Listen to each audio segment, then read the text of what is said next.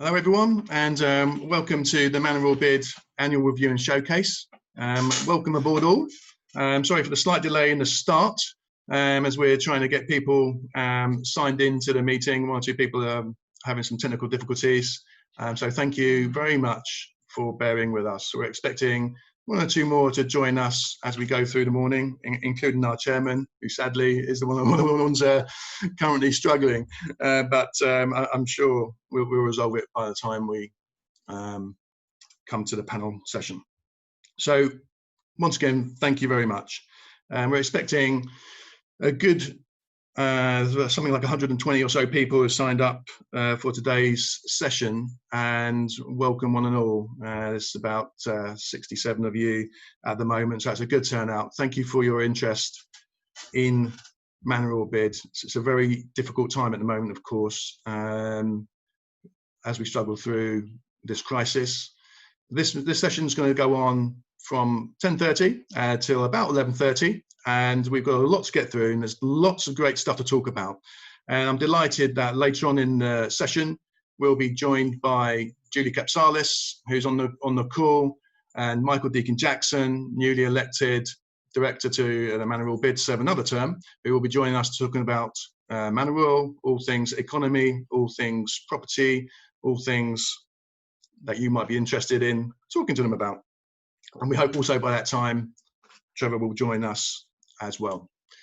Throughout the session, the chat is live. So if you want to chat, take advantage of that. You can chat to one another, you can chat to us, use that as you see fit. Also, we have the Q&A function open. So if you have a burning question about Manor Royal, maybe about the let for Julie, or about property to Michael, or anything that you're particularly interested in and you want an answer to, either from myself, from the board, or the panel when we speak later on, put those questions in the Q&A. Look out for that. Put your questions there, and we'll try and pick them up as we go along, and particularly when we get to the panel session. Now, it might be that we can't answer every question that's asked of us, in which case we'll do our best to get an answer back to you after the event. So we're also going to be doing some polling, do some voting throughout the session, and we're going to start right away with some questions for you to answer. We've got 4 to begin with, and here's the first one coming on your screens now, which is, what is your interest in Manor Royal? So let's be speedy on the old button press. Let's just find out where you're coming from, what your interest is in Manor Royal, and see what our audience is looking like today.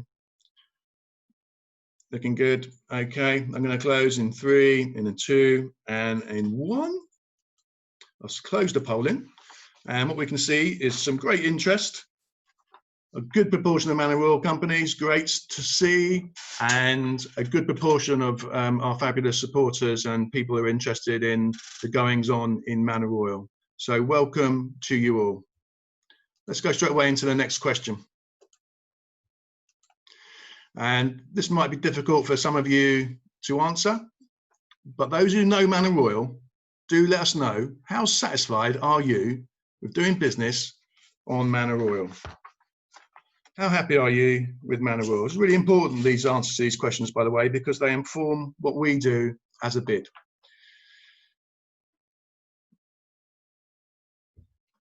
You can see the votes coming in. I can see that you guys are doing a great job at pressing those buttons. I'm going to give you the 3. I'm going to give you the countdown now. So here we go. 3 and 2 and a 1.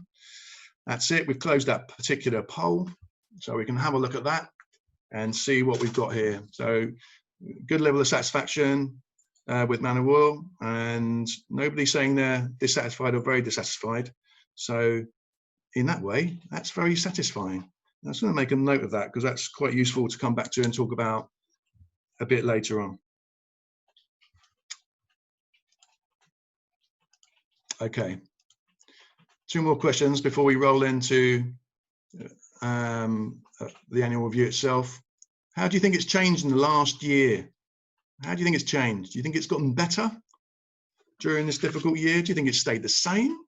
Maybe you think it's gone worse. Be honest. Let us know what you think about Manor Royal and whether or not you think it's changed, how you think it's changed in the last year. It's really important for us to understand that, of course, and how you're feeling about that. Okay, thank you. 3, 2, 1. And I'm going to close the poll on that point. To give you a couple more seconds, there's a few more people I can see. Okay, I'm gonna close it now. 82% of you have voted. I'm gonna have to close that poll now. Thank you. And share the results back. So interesting results to see that 26% of you feel like it's gotten better in the last year. 30% stayed the same. A lot of people not sure. That's fair enough if you're not actually on Manor Royal. And there's 5 of you there who think it might have gotten worse. If you have a particular question around those people who are feeling it's gotten worse, you want to raise that issue with us, do let us know. We'll pick it up in the later on in the panel discussion. Okay, here we go for the final question, the killer question for us, I suppose, in one way. Midway through the bid that we are, midway through our 5-year term, how supportive are you about the Manor Royal bid? Are you supportive of the Manor Royal bid? Are you not supportive? What's your feeling about the Manor Royal bid? Every year, 5 years, of course, we have to go through our ballot process. That's coming up in 2023. Well, this becomes even more crucial. I'm going to close the poll now in 3, in 2, 1, and I'm going to close now. Share that back to you.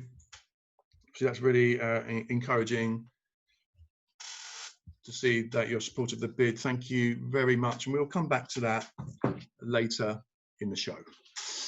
So I'm going to stop sharing that. And thank you very much for everybody who participated. Most of you did some really interesting stuff. We're going to do some more of that polling as we go through the session.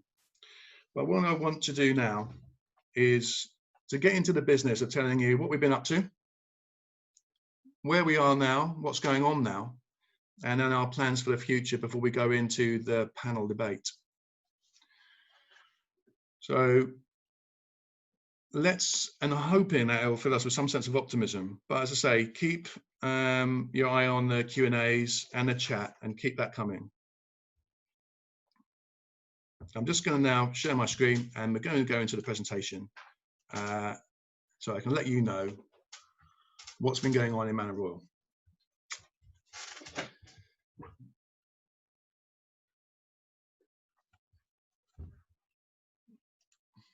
Okay, so just as a quick reminder, and I appreciate that most of you probably already know this, but this is us. This is the business plan that you voted for. We're here for 5 years. We're midway through this 5-year term. We have 4 objectives. They are those.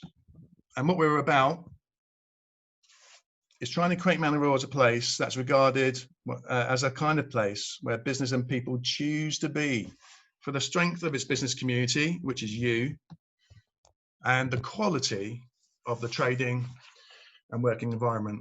And that's become even more important over the last year or so.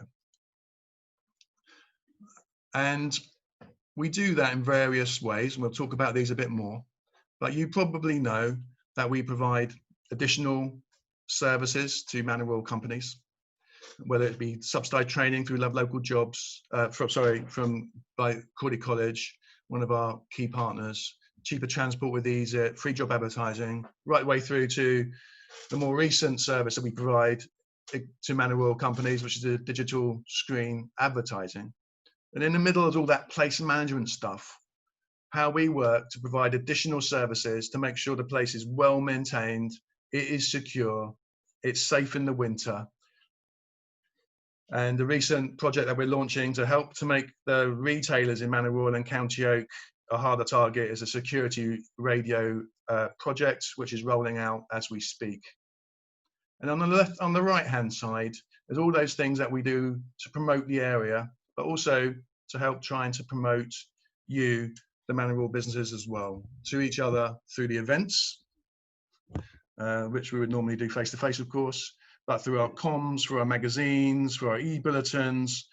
And I think this is really important, increasingly becoming more strategic in our approach to be able to add influence and be a credible partner with the organisations I'll refer to later on that we work so closely with to make Manor Royal the place it is and the place we want it to be. And it delivers very tangible results on the ground. So as well as being those services and those benefits I just talked about, we're actually changing the face of Manor Royal. And this is a selection of, and it's only a selection of, those projects, those capital projects that we've undertaken. The Manor Royal Bid, in nearly all of these cases, has led on these projects in terms of their design and their delivery. But it's also important to reference at this point the value of our close partners who work with us to help deliver these projects. And so at this point, as well as applauding the work of the bid, I also recognise at this point the contribution, the very valuable contribution of some of our key partners. And they are Crawley Borough Council, they are West Sussex County Council, and ever increasingly, the Coast Capital Local Enterprise Partnership. So my thanks to all of you, bid levy payers and Manor Royal businesses, because without you, these things wouldn't be on the screen and they wouldn't be out there.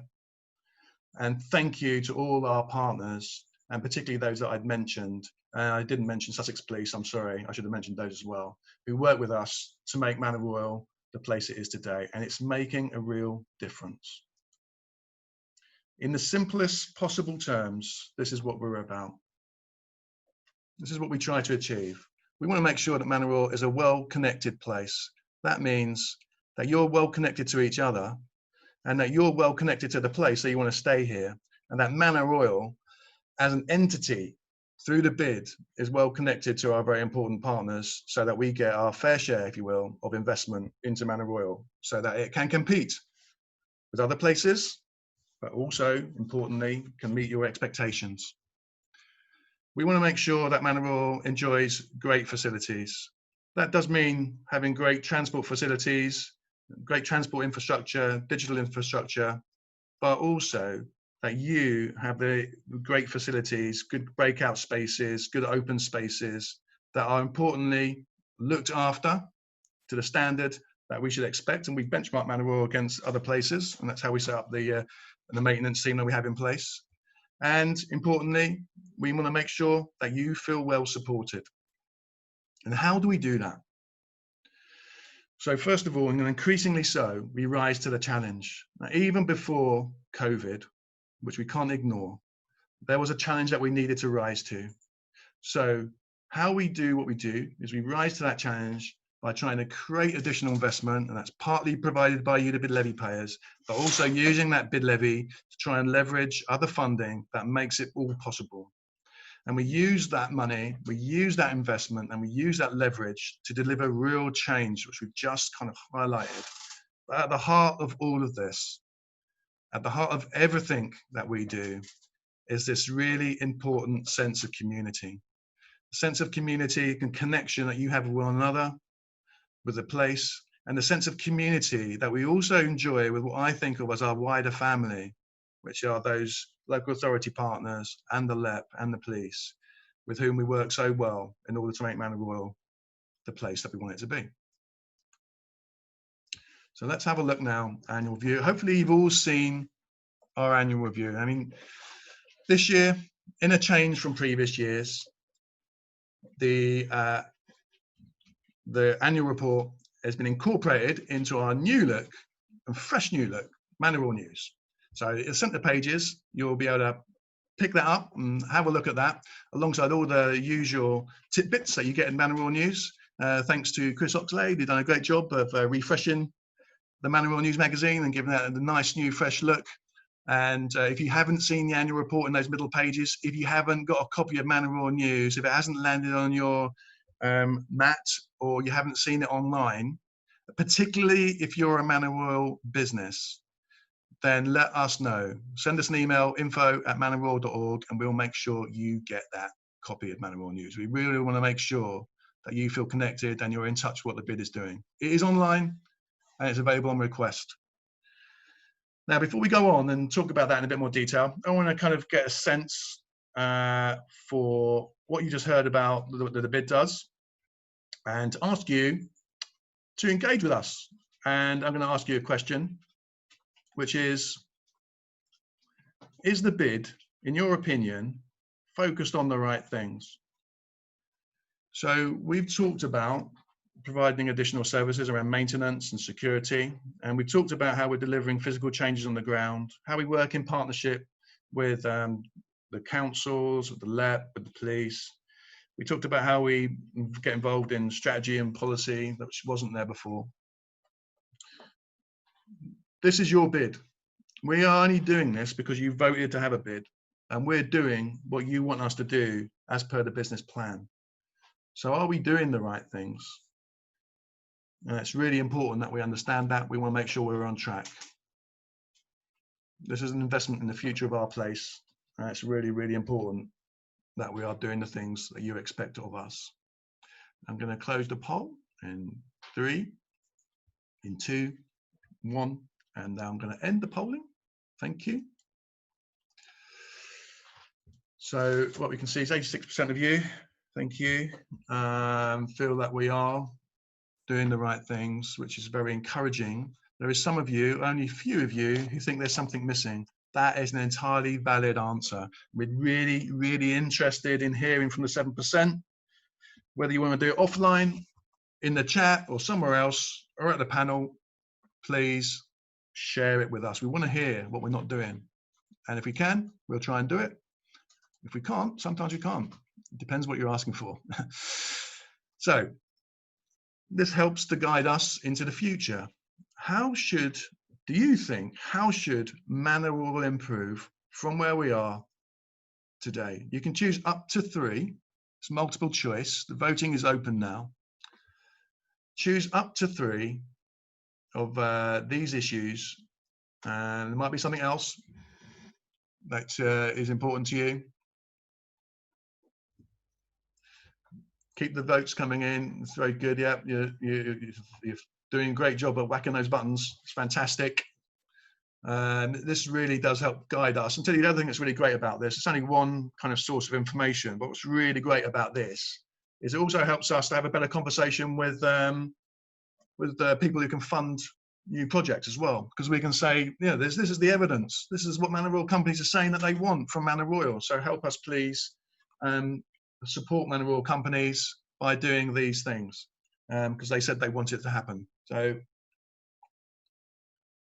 I'm going to close that poll now in the 3, in 2, 1. I'm going to share those results. Okay, so let's have a look at that very quickly. Very good. Okay, it seems that parking still is up there as an issue. That's re-emerged as one of the top issues, and faster broadband still is something. So there's some good encouraging news on some of these, and we can see also better facilities and open spaces. So I'm pleased that we're doing those things. We'll analyze this more closely. So it's interesting also that sustainability have got 47% of the votes. That's come up the pecking order very much. And 63% building a stronger community, which is the top answer last year, and it's near enough towards the top again this year. So thank you for that. Really interesting stuff. By the way, what I'll do is what we will do is we'll write a report on this, and we'll share those results with you so that you can see how people have voted and what people are saying about Manor Royal, and hopefully during the course of the year you'll see how we respond to that as well. So let's just run through this. Last year when we met at the Sandman Hotel, I remember it well. It feels like yesterday, and another way it feels like another lifetime. But these are the things that we said that we were going to do. I'm pleased to say there's lots of green smiley faces on there. Forgive the cheesiness of that, but it's as good as way as any as showing you what we did, what we said we were going to do, and what we actually did. I'll just go through very quickly, perhaps some of the not so smiley bits.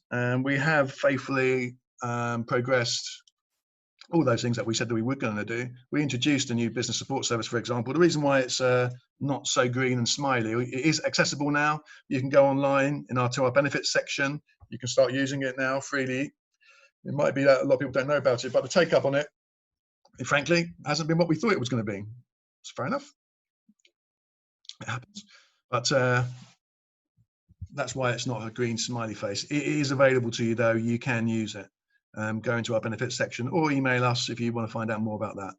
I won't go through each of these. I will go through parking because it's one of those issues that came up very high up the list. Transport and parking and so on. There is a plan in place for introducing better on-street parking management. It basically involves a business permit scheme, but we paused that for the time being because it doesn't feel like it's the right time to introduce what frankly is a fairly controversial scheme, I suppose, in one sense. It is the right thing to do. We've canvassed you on this. We've done a lot of work on this, but it doesn't feel quite the right time to introduce it. So that's why it hasn't happened yet. But we're acting on what we said we were going to do. It's the important thing. And I'm not going to go through all these damn figures. They're in the annual report. There are lots of stats in the annual report, lots of information. We measure almost everything that we can possibly measure. That's sensible to measure. And we report that back to you so that you can have a very clear understanding of what your investment through the bid levy is delivering to you in Manor Royal. And I'm just going to do the top lines. So top left, 25%. That means for every pound that you give to via the bid levy, we find another 25%. In the last bid term, we got almost pound for pound from you, pound from somebody else, to make about, on average, £1 million of additional investment that wouldn't otherwise come into Manor Royal every year for those 5 years. At the moment, we're running at 25%, so we're getting 25p from somewhere else. And I think through some of the programs that we're going to be talking about in just a few minutes, that's going to go way up in the next 2 to 3 years. So by the end of this bid term, I'm hoping that we'll get pound for pound again and maybe more. And that's something that the board encourages us to do. You will be aware, if you're a bid levy payer, that the threshold for bid levy payments is low nationally. We're way in the lower quartile for what we ask from Manor Royal businesses. And we ask for 1% of the rateable value of the property you occupy for those businesses who are in a property with a rateable value of £12,000 or more. And it's that makes the bid work. And that 1% levy is, again, in the lower quartile nationally. In spite of us being, by the way, the largest industrial bid in the UK. And here's the other important thing on the right-hand side, the 8%. There's an industry standard that we absolutely meet, which is about spending no more than 20% of the bid levy, of the income to the bid, on central services. We don't exceed 10%. Last year, only 8% of the money we collect went towards central costs. What that means is, in simple terms, the money is going into projects and services directly into Manor Royal. It's not going on the office, on chairs or anything like that. It's going into projects, stuff you voted for. And in words, there's a lot more that we do around engagement, which is a bit unusual at the moment, around additional maintenance. So I want to shout out to Davey and Ricky, who are the guys who absolutely love working on Manor Royal, take massive pride in what they do and looking after the place, and it makes a difference. You'll see them, they've got a new branded vehicle now, they love it. It's got that Manor Royal ribbon on it, they can't get enough of it. And finally, on that screen at least, recognition here about the work we do to help make Manor Royal more secure, which is about having free access to the DISC Business Watch system and all the other measures that we do, the CCTV, the ANPR. It's all looked after by Manor Royal Bid, and also the Business Ranger Service. And at this point, I want to say a huge debt of gratitude to Danny McLeod, our very passionate business ranger who's been stalwart for the last 3 years, and I'm glad to say will be joined in her endeavours by a new recruit. And you'll get to meet Jonathan Tidy in the fullness of time, so we're back up to full steam. He's going to have a particular role in trying to help look after the retailers. So, just before we look at the highlights from last year, I want to canvass your opinion on how you think the bid is doing. So I'm just asking that question right from off the top of the bat here. If you can have a look at that and let us know how you think the bid is doing, perhaps reflecting on the last year in particular. We work really, really hard here to make sure we do what we can to make Manor Royal a great place.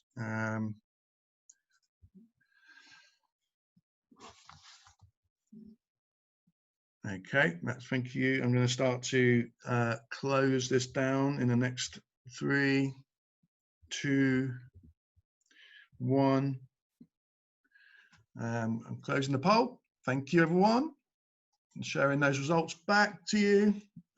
Thank you very much. It's great to hear that you think we're doing a good job. We're doing okay. Again, to the okayers, absolutely fine. It's really important. I know Trevor hopefully will be able to join us once he's overcome these technical problems. He likes to hear, as all the board do, and we do, we like to hear if we're doing okay, how can we make an okay into good? Really want to know that. Thank you. And this is about bid projects now.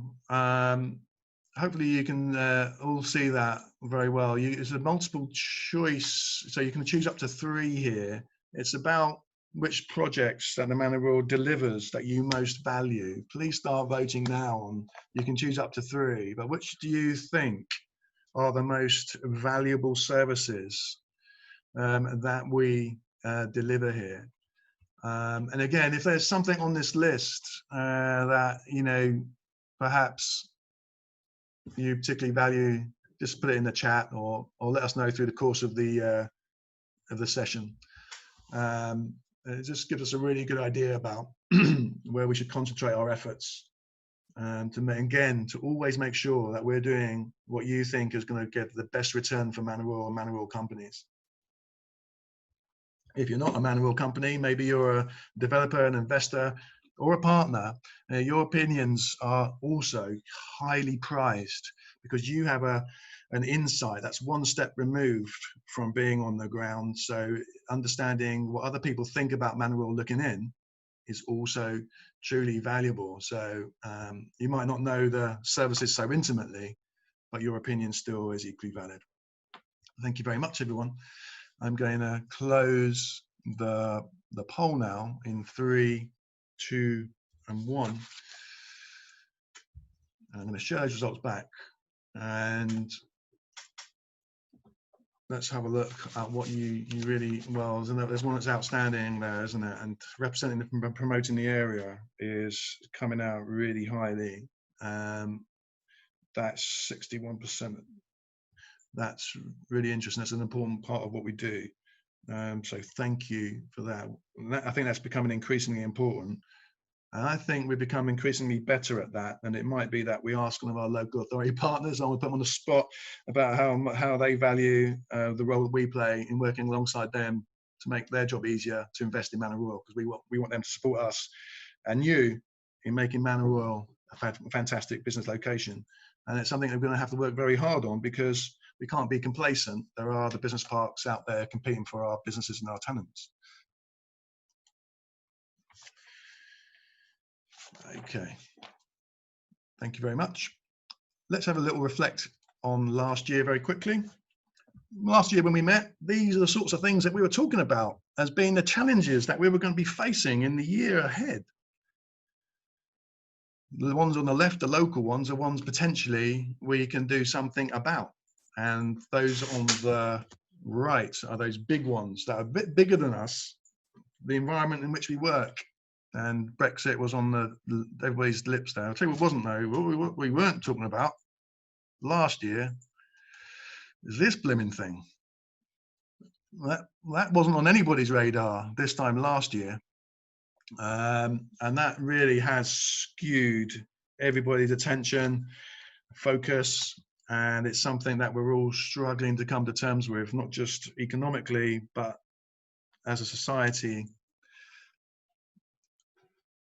And I just want to, you know, I just want to kind of do a bit of reflection on this point. I don't want to be glib here. I'm not going to try to be silly about this. This is tough. It's tough out there, and Manor Royal will look different after COVID, whatever after COVID actually is, because we're probably going to be living with it for a while. What I'm trying to say here is we did a little bit of work, and some of you might have seen this before, where we looked at the previous recessionary phases that impacted Manor Royal. We published it in one of our magazines. And what I'm trying to say here is that it takes time, but after each, this is this kind of seventh, if I'm counting correctly. I used to work in accounts, so I should be good at this. This is the seventh major kind of recessionary phase since Manor Royal started life. And after each of those phases, it kind of created this weird dynamic tension that through that phase of recession and eventually growth, Manor Royal emerged differently, and arguably it emerged better, with the new investment and new businesses and new developments coming on stream on the back of each of these terrible recessionary crises. I'm not going to say or make any predictions about what might happen post-COVID. It's impossible, but it begs the question. There are downside risks, and these are they, and we know about these. They're impacting on us. I'm going to ask you a question now about how confident you're feeling out there. You know, we asked it last year, and I'm going to ask it again now. How confident do you feel right now in your business? How confident are you feeling right now?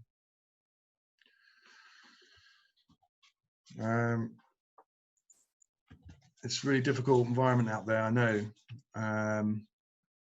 But how are you dealing with it? How are you handling it? Okay, I'm going to close that down in 3 and 2 and 1, and I'm going to close the poll now. 85% of you, 86% of you voted, so I'm going to close that poll. Share the results back. So some of you are feeling very confident. A lot of you are feeling so-so, and some are not very. Let's think about this though. Let's think about the year ahead. How are you feeling about the year ahead? Okay, the next 12 months. What's going to be happening in your business in the next little while? Are you going to be growing? Do you think you might be growing? A bit, a lot? Or is it going the other way for you? I mean, you know, obviously this is confidential stuff, guys, so we won't be sharing this, of course, and it's anonymous, so you don't have to feel worried about that. Absolutely confidential. Nobody's going to get to see how somebody at company X feels about the year ahead, and we're not going to share that. We're not going to expose you like that. We're just going to get a general view about the health of the economy right now and the year ahead. And what we can see there is some growth there expected, which is encouraging, but inevitably shrinking a bit some, and shrinking a lot, sadly, others. The last couple of questions before we move on here. So I want to know here, we did this last year as well. We talked about what's holding back your business. You can choose more than one here, so you can choose up to 3. Really keen to know how you feel. What is it you need help with? You know, think of it a different way. You know, where do you need help? So that you can go on and enjoy that growth as I know you want to, and keep employing those people that you do, and creating the wealth for this town that you do. And that's what you do. Without you, Crawley would be in a much sorrier state than it is. The diversity of Manor Royal, the diversity of jobs, the diversity of business sectors represented in Manor Royal is a real strength that shouldn't be underrated. But what do you need help with so that you can carry on doing that great stuff that you do? And so you can choose more than one. Sorry, so holding back. Sorry, is this holding back your business here? What's holding back your business? Where do you need help?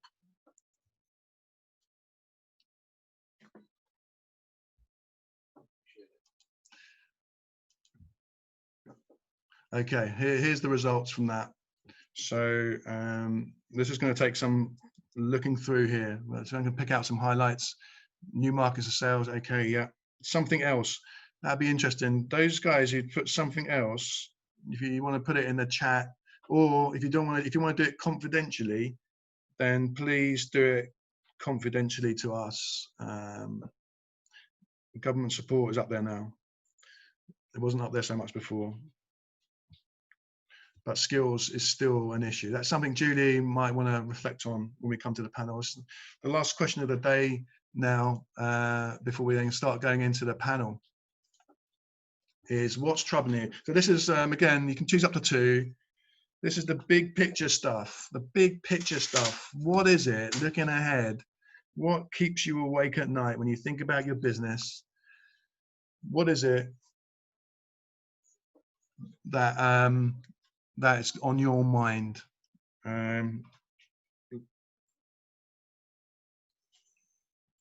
Big stuff here coming in. Seeing Brexit is there. You know, okay, COVID is there. Gatwick is there. Of course, economic uncertainty. Always. Okay. Negative press. Okay, I'm going to start to close this down so that we can reflect on some of these in our panel debate. So I'm going to do a 3 and a 2 and a 1. I'm ending the polling. Here's what you said. Last year, economic uncertainty was way up there. Of course, it's still up there, and we are never more uncertain now. But obviously, COVID is there in your minds. It's in all our minds. Okay. We'll come back to that in the panel debate. Keep the questions coming into the Q&A. I'm just going to run through now. I'm going to kind of leave you with a sense of kind of optimism. Looking at COVID, we absolutely, I mean, in terms of trying to represent you, we did a survey of you.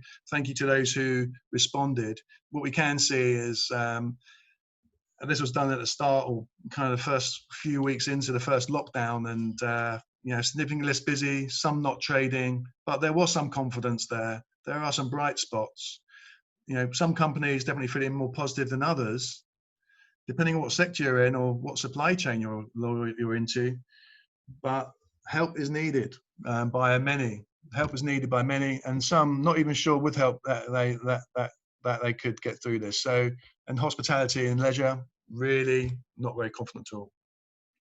Very quickly now on this is we have a recovery plan that the board is signed off on. It's on our website, manoroyal.org/COVID-19. Split into these 3 phases, and we're bouncing between phase 1 and 2 now as we go in and out of lockdown. But we are already working on transforming Manor Royal in those projects that are going to lay the foundations for a better place and for hopefully a return to growth. We've also put in place a number of new services we've adapted as you've had to adapt, and we've put in place more services online. E-learning platform is free to access. Online wellbeing assessment tool is free to access. The COVID advice pages. If you want to share messages, use the bid to do that. We've discounted the screens for Manor Royal companies even more than before. We've got an online seminar program. The new one is starting in. There's one next week. Was one in the next couple of weeks, particularly about Brexit and employing foreign nationals, but also online training. Phase 10 was online, and phase 11, which starts in January, will be a mix of online and physical training. Looking ahead, we are steaming ahead to deliver on the promises that we set to you in the business plan. We are fully committed to doing these things. We're really hoping that come May, we might be in a position where we can come together again, physically, taking over the Horse and celebrating all that's great about Manor Royal. Name check those 2 logos in the bottom right-hand corner.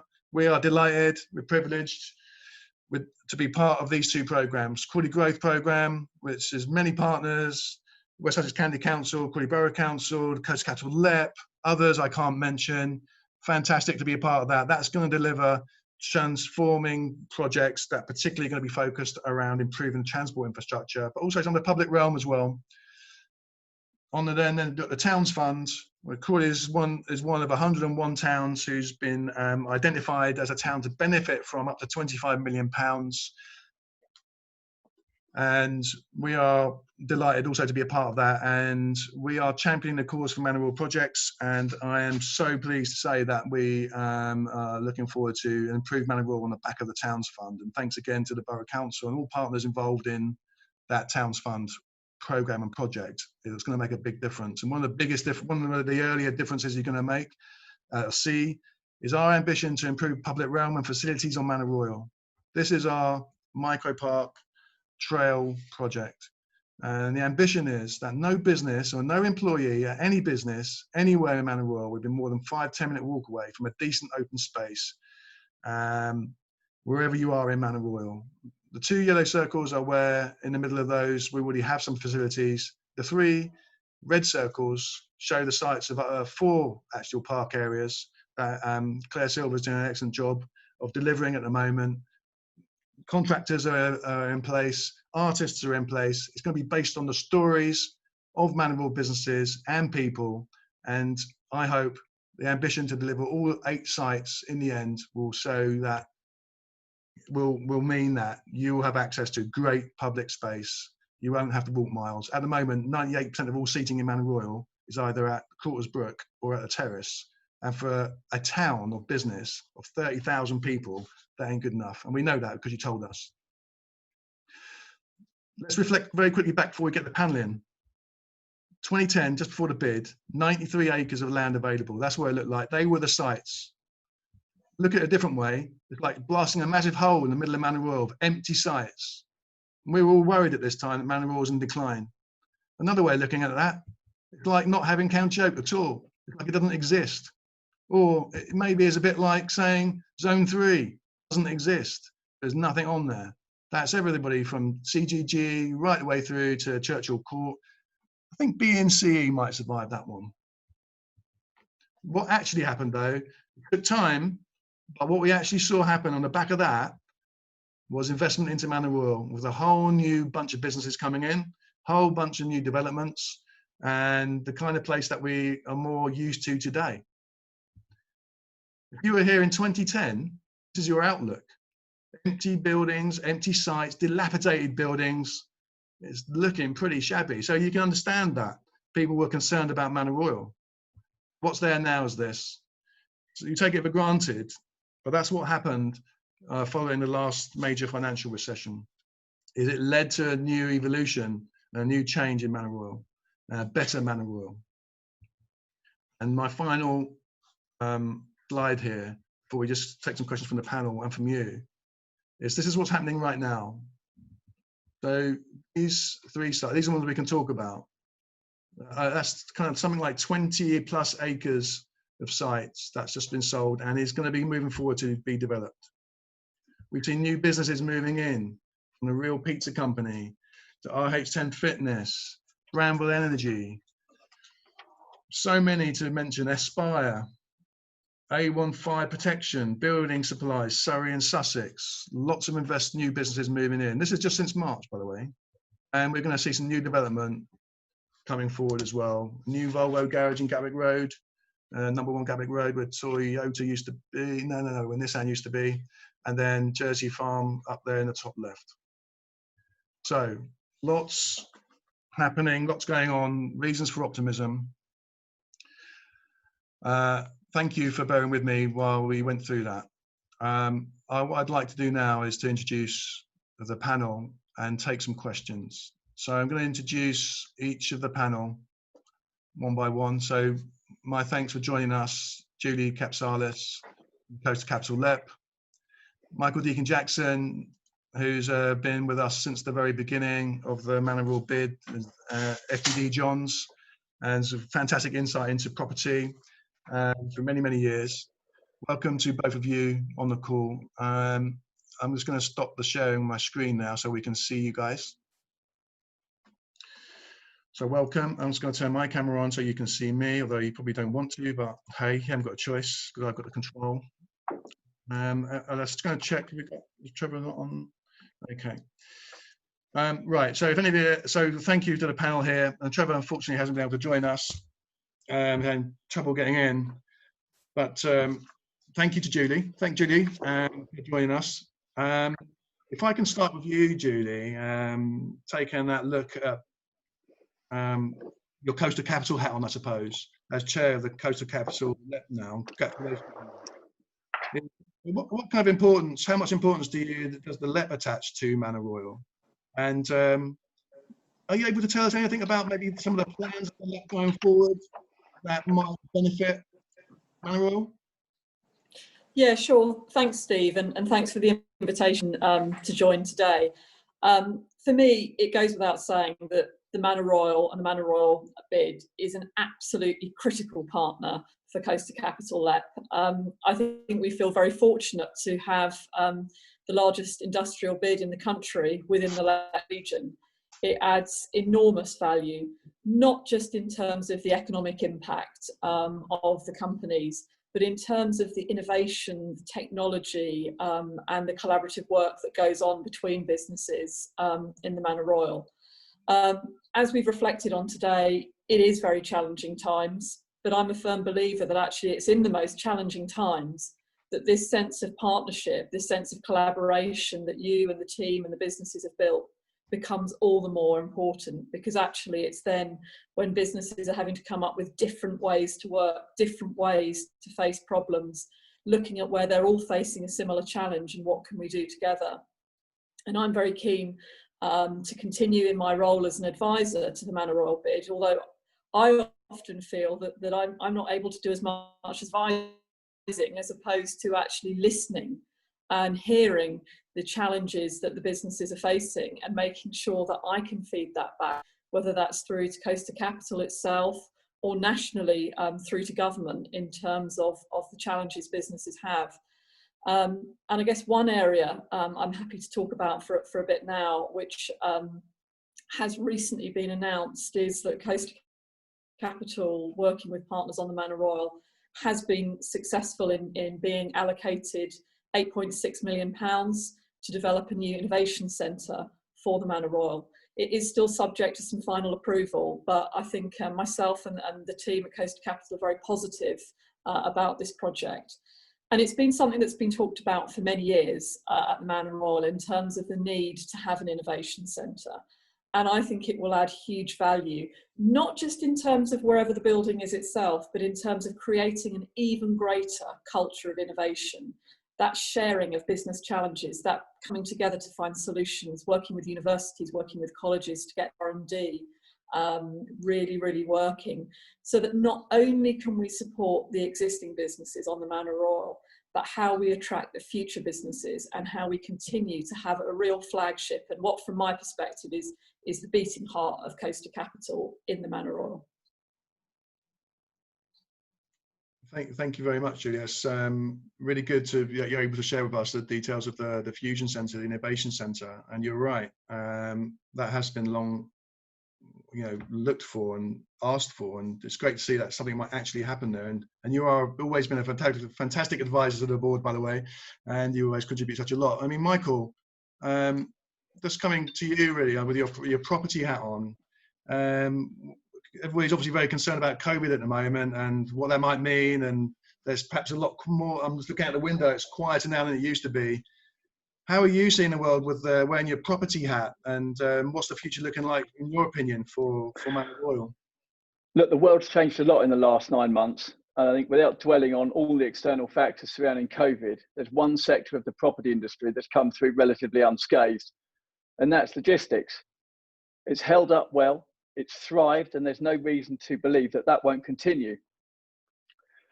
And I see that we've fast forwarded the changes that were already occurring in e-commerce from a shed perspective. Now, throughout the country, the main demand for shed space or logistics and industrial space has been between 1 to 200,000 square feet, with 55% of 2020 take-up being for space within this size bracket. Now, the biggest occupier, Steve, throughout the country has been Amazon once again, and they've taken 22% of all space available throughout the year. Now, as you know, Amazon is already on Manor Royal at Space Gatwick, and it's seeking to expand. Now, offices have been affected negatively by COVID. And what we've seen is 14 acres of Manor Royal land being sold, which is office space at the moment, for industrial and logistics development. Now that's a loss of 330,000 square feet of office space. If you throw into the mix the other 150,000 square foot office HQ that may go for logistics use, that's a net loss of 500,000 square feet of office space on the estate, with an increase of logistics space of 420 to 500,000 square feet. Now the trend seems to be that Manor Royal is once again moving towards being a logistics park, an industrial space, instead of a mixed use office and industrial park. So it's almost because it set out life to be, Steve, which is Manor Royal Industrial Estate. So some people, Michael, might see that as a bit of a negative. Manor Royal over the last maybe decade has positioned itself as the biggest mixed-use business park in the southeast. So some might say that the movement towards industrial and logistics is possibly a backward step. I mean, what would your view on that be? I'm not allowed to swear, am I? Well, I don't think people will mind too much, but we have got an audience here and we are recording it, Michael, so probably not a great idea. Okay. I would say that we are, that's where the demands come from. Offices, they flooded onto Manor Royal from the mid-90s as a result of the Banson scheme, Crawley Business Quarter. They rule it on 25-year leases, and as those leases have come to an end, it's fair to say we struggle to fill some of the space. I think that if you look at the office profile, and I'm an industrial guy as opposed to an office guy, but if you take Astral Towers as an example, we've got 120,000 square feet there. Most of the people that are in there tend to be the doers. The bosses tend to be elsewhere. So I think Crawley is perceived from an office perspective to be a nuts and bolts place where people actually do things, but perhaps the decision makers aren't in Crawley, Steve. If sheds are where the demand is, and that's where the institutional investors are coming in and buying land, and there's 7.67 acres being sold at the moment at the Rackspace site, which is near Wilbur Lane, Napier Way. If the rumours are to be believed, that's at £3.25 million an acre. Now, that will set a roof for Crawley, and it is inconceivable to think that office development land would be anywhere approaching those levels. That's a really, really great insight, Michael, to what's going on the ground there, and what's happening in the property world, and the way that Manor Royal might very well be changing. And I think what the good thing about Manor Royal has always been that it's been flexible enough, supported by a flexible enough planning system, which we know there's going to be a review of the local plan to allow Manor Royal to adapt, to change shape, to accommodating the changing needs of the market. So it's really interesting to see this next evolution of the Manor Royal Business District. Julie, I wanted to come back to you on a slightly different topic if I can. I'm going to get back to you about skills, because I know that obviously is a particular interest to you and a particular interest to the audience as well. But I wanted to, I hope this is not too awkward, but I wanted to talk a bit about Manor Royal is mixed use. There's lots of diverse businesses there. And I've looked down a list I was going to mention today about energy companies, there's medical companies, there's logistics companies, and Michael's talked about security, all sorts of different companies. And some of them, sadly, are in very difficult sectors. They're in the events industry, hospitality, or leisure, or in that supply chain. And I'll be honest, I don't think some of those guys have got enough support, is my leading question to say that. I know there's a lot of attention around Gatwick Airport and aviation. That's truly very important for our area, to Manor Royal and the whole town. But it's not the only game in town from my point of view. I just kind of get your view about, LEP has a Gatwick 360 document, strategic document. It's right at the heart of the LEP area. How does the LEP balance those competing demands of massive aviation ask, are other businesses getting a look in, do you think, and the support they need? Yeah, thanks. And I'm pleased for the chance to talk about skills. Yes, they are. I think the challenge I would say is that we cannot support every single business in the region. I wish we could, but it is very challenging. And that does mean that difficult decisions have to be made in terms of where we use our funding, where we use our resources. But for me, undoubtedly, Gatwick is an absolutely key partner, but there are many, many other key partners that we work with, and not just, of course, as you'll know, in Crawley, Gatwick and the Gatwick Diamond. You know, we work across, you know, a very large region. For me, it is about making the funding we do have go as far as possible. During the sort of early months of the first lockdown, we launched a grant scheme that supported businesses that were pivoting, that were having to look at different ways of working to be able to be blunt, survive. That funding, we had £2 million initially. We probably could have spent 10 or 15 times over, possibly more. But I'm always keen to look at the positive as well. And one of the other opportunities that we're bidding for at the moment, with the full support of Coast Capital Lab, is an Institute of Technology. One of the things, again, that often comes up when we're talking about challenges is not just skills broadly, but it's some quite specialist skills that businesses require. And the fact that whilst Crawley is very lucky to have an outstanding college that does deliver some higher education, there is not a university in and around Crawley, and a number of businesses require higher level skills to both upskill their current staff and for the pipeline of young people coming forward. I think we all want to retain talent in our local area. And so we will be submitting a bid in the next 3 weeks for the Coast Capital to have an Institute of Technology, but with the hub base to be located in Crawley, with very strong links to the Innovation Centre.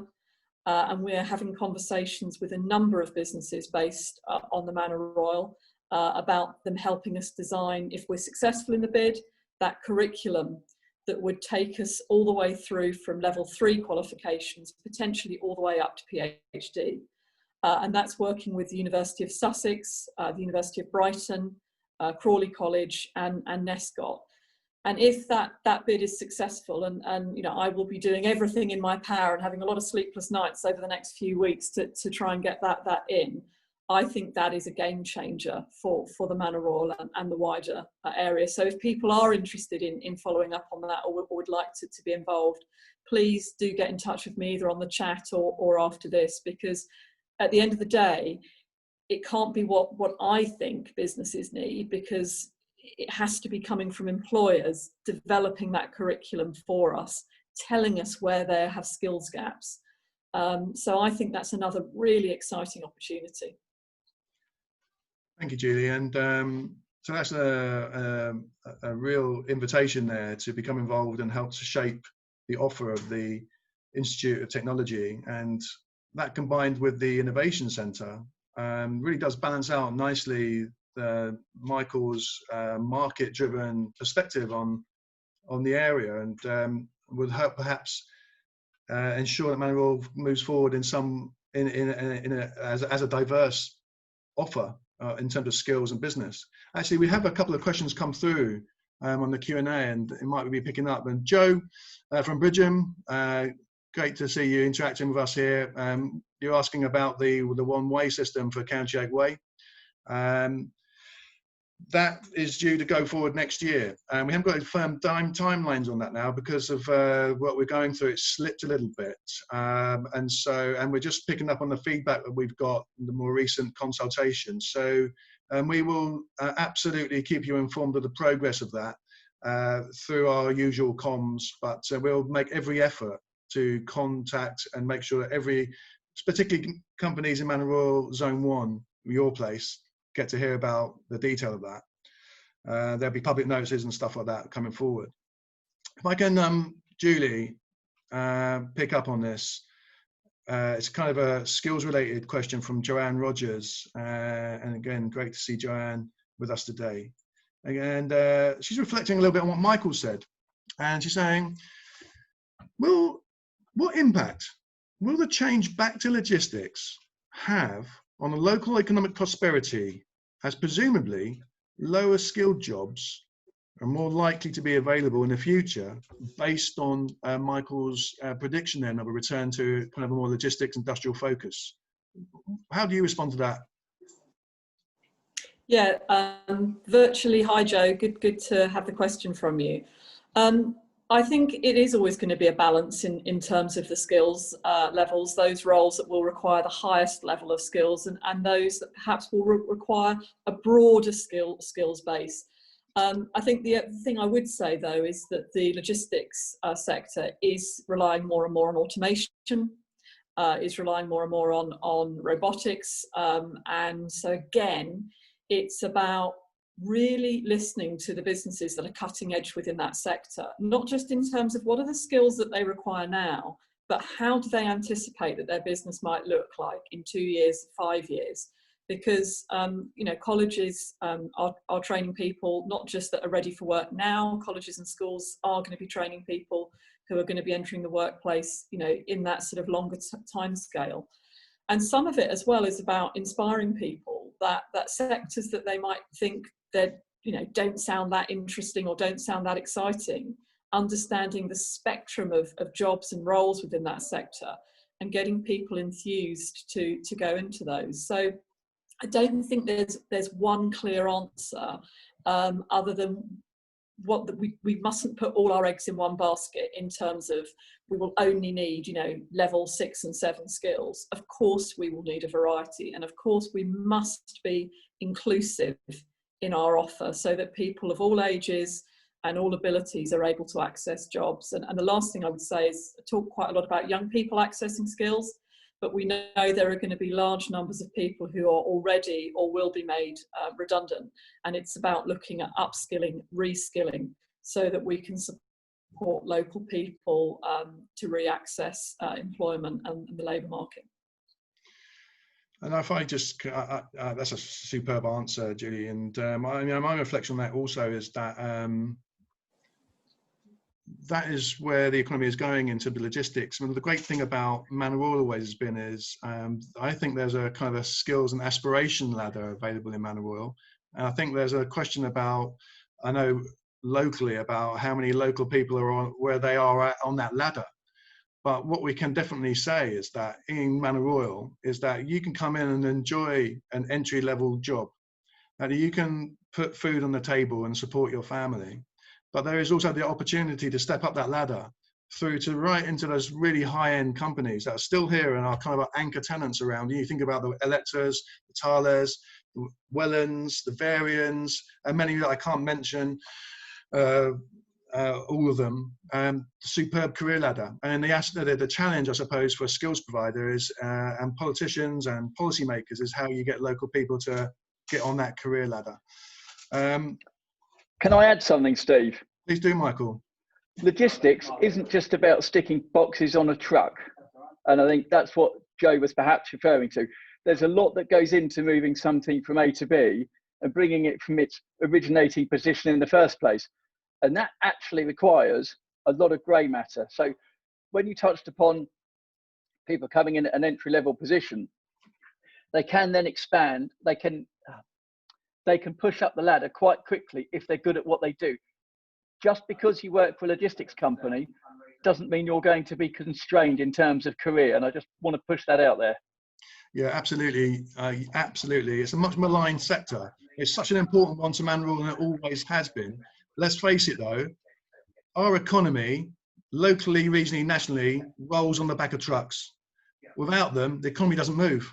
So we need them, and we're home to some fantastic, brilliant logistics companies. We're very well located, and we all need them. And we're shopping differently now. The high street is moving to business parks.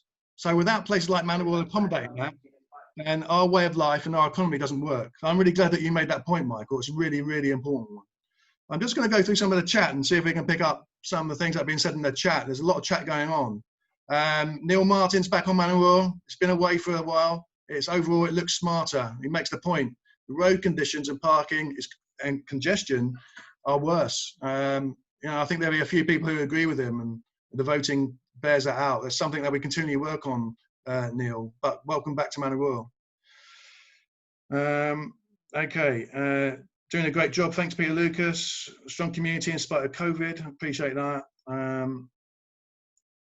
So there's lots of good questions coming in. It's very difficult to follow that chat. If you do have a specific question, please put them into the chat. It is a difficult time, Michael, for everybody. You've been with the bid from day one, pretty much. Well, you have. I'm going to ask you a question. I'm going to ask the same question to Julie as we kind of work towards wrapping up the session today. It's been a great session. The bid has achieved a lot, I think, over the last 7 years. You've seen it all. You've had a ringside seat. You've been a director, and now you've been re-elected as a director for another term. And it's leveraged literally millions into the area, I know. But what would you say, particularly in the environment we're working in now, how important do you think the bid is, and what do you think its key achievements have been? Oh, thanks for the heads up on the question, Steve. You could have asked me that yesterday and I would have prepared an answer. I think that Manor Royal has improved beyond all recognition. You're always going to have people that don't like contributing to the greater good. But as a place to work, I think it's improved immensely. You do things such as cut the verges. We do things such as increased gritting during the winter. I know that we'll always have busy roads, but the congestion now is far less than it has ever been as a result of the rogue Gatwick car parking companies not parking on the streets, as a result of perhaps slightly more flexible working hours where a lot of office staff are working from home. Some of those are coming into the office and they're not doing the standard 9 to 5. They might be doing 8 to 4 or 7 to 3. They might be working slightly later. So that smoothing of the traffic has made a massive difference getting to and from Manor Royal and also navigating your way around it. I think the signage has worked well. I think the broadband has worked well. But I think most importantly, the board is open for everyone to approach and ask questions and put something on the table for discussion. Thank you, Michael. Yeah, sorry I didn't give you a warning of that, but you did a great job of answering my best. Well done. Julie, is it going to be awkward for you to answer as well? Well, I was just going to say I agree with everything that Michael has said, as always. But I think to add from my perspective, I guess wearing both the Coastal Capital and Crawley College hat, what works so well is, when we need to get the voice of business and the voice of such a fantastically wide range of businesses, from all sectors of all sizes, from global companies to really small micro companies.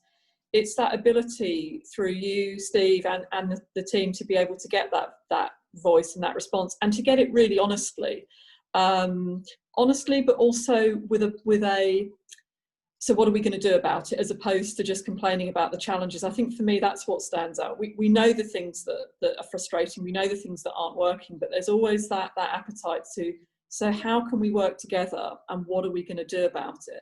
And I know probably sometimes the frustration that we all have is that things take a long time to happen.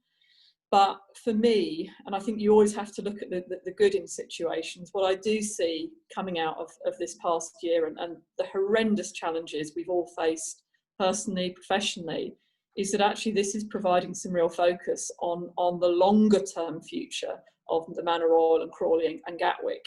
And actually I hope will enable us to access this funding for the Innovation Centre, the Towns Fund, an Institute of Technology, to address not just issues specific necessarily to COVID, but that it's about the future sustainability of this area. And so for me, having this partnership and having this group of companies come together is a really fantastic opportunity to be able to ensure what we're invested in is what's needed. Thank you, Julie. As we kind of wind down, and thank you everybody for attending today. It's been a fantastic turnout and a really great debate. I'm just going to pick up a couple of things. Ingrid's asking Julie for a takeaway, maybe for you, maybe for all of us who are involved in development. Michael, maybe for you too. Is Ingrid Bennett, obviously, is a dear friend to the Manor Royal bid and leads on the Re-Energised Manor Royal project. So reaching an interesting stage. We hope it might be supported through the Towns Fund. She's making the point here, actually asking the question, but I'll make it into a point, is renewable energy. Will renewable energy and zero carbon heat be a priority for the Innovation and Learning Centre as courses and or as higher level job opportunities? So it's talking about renewable energy, the opportunity that's there, new development, and also there's a skills aspect to that, Julie, as well. I know that you're alive to that. So I'll turn that into a statement that it's important. Let's not forget it. There's an opportunity here on Manor Royal for more of that. Tessa Mason, great to have more encouraged collaboration between businesses, and we'd agree with that. And I think Jeff from GDI, Gatwick Diamond Business and Gatwick Diamond Initiative, makes the point that Gatwick Diamond Business, as a networking organisation, works collaboratively with the bid to try to encourage businesses on Manor Royal to work together. So I'll pick that up. And I'm going to do the final one. I want to end on a high. I want you guys to end us on a high.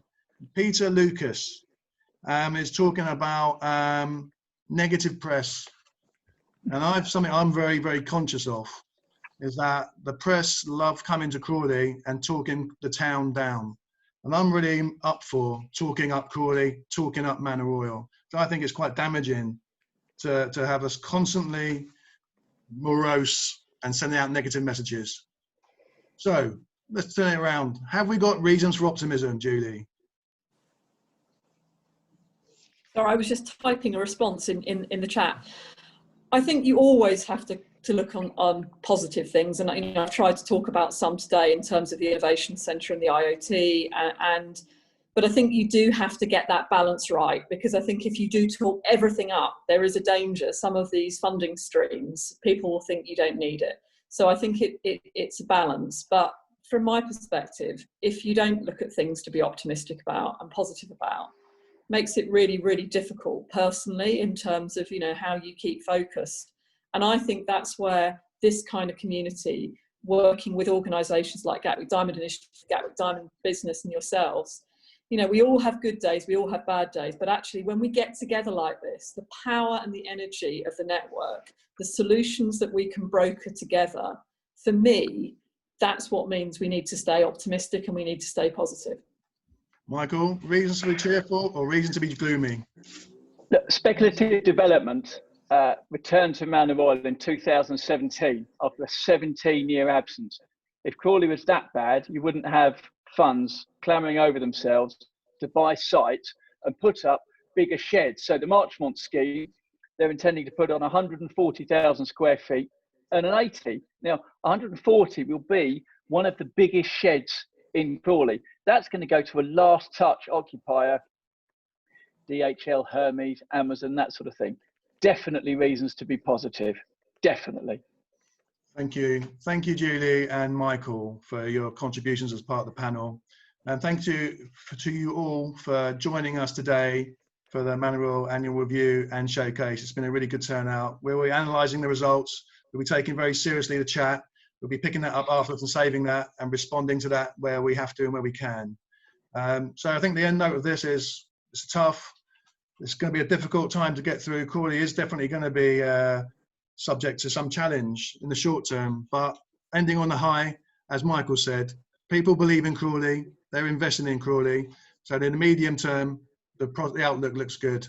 Let's just work together as we have been to try and get through this really difficult year, 18 months, or however long it goes on for. So thank you again, Julie, for joining us. Thank you, Michael, for joining us. Thank you, everybody who joined the event today and for your contributions. Hopefully, in May next year, we'll get together and see each other for real. In the meantime, reach out to us at the Manor Royal bid. We want to represent you and represent Manor Royal.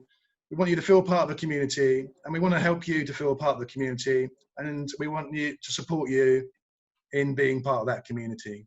So thank you once again. Keep in touch, and until next time, stay safe.